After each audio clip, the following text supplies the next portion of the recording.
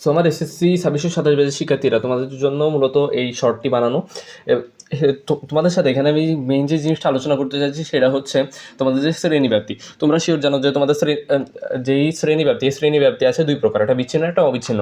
এবার তোমরা অনেকেই যে তোমাদের লেখচিত্র আছে কয়টা? লেখচিত্র আছে 3টা।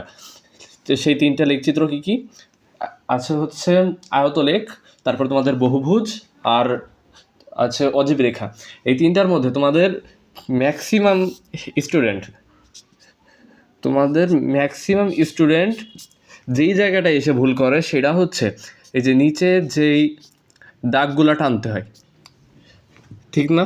এই যে দাগগুলা টানতে হয়, এই জায়গায় যে তারা বিচ্ছিন্ন শ্রেণীব্যাপ্তি ইউজ করবে না অবিচ্ছিন্ন শ্রেণীব্যাপ্তি ইউজ করবে, এটাতে অনেক গোলমাল খেয়ে ফেলে। ধরো এই জায়গায় 31 থেকে 40 আছে, অনেকে এইভাবে লিখে তুই চলে আসে যে 31 থেকে 40, 41 থেকে 50। কিন্তু ভাইয়া তুমি যদি পরীক্ষায় এটা করে তুই আসো, তোমার এখানে কোনো প্রকার মার্ক দিবে না, তো এটা তোমার অ্যাকসেপ্টেবল হবে না। তোমার এই জায়গায় যেটা ইউজ করতে হবে সেটা হচ্ছে অবিচ্ছিন্ন শ্রেণীব্যাপ্তি। এবার অবিচ্ছিন্ন শ্রেণীব্যাপ্তি তুমি কীভাবে পাবো ভাইয়া? এই যে প্রথম যে সংখ্যাটা থাকবে এটাকে 0.5 দ্বারা মাইনাস করবা, আর পরে যেটা থাকবে এটাকে 0.5 দ্বারা প্লাস করবা। এবার 31 থেকে তুমি যদি 0.5 মাইনাস করো তাহলে এটা কত আসে ভাইয়া? তাহলে এটা আসবে তোমার 30.5। আর এই 40-এর সাথে ভাইয়া তুমি যদি 0.5 যদি যোগ করো তাহলে ভাইয়া এটা তোমার আসছে 40.5। ঠিক ভাইয়া, তুমি এইভাবে আগাতে থাকবা, তাহলে দেখো এটা আসবে 40.5 থেকে 50.5।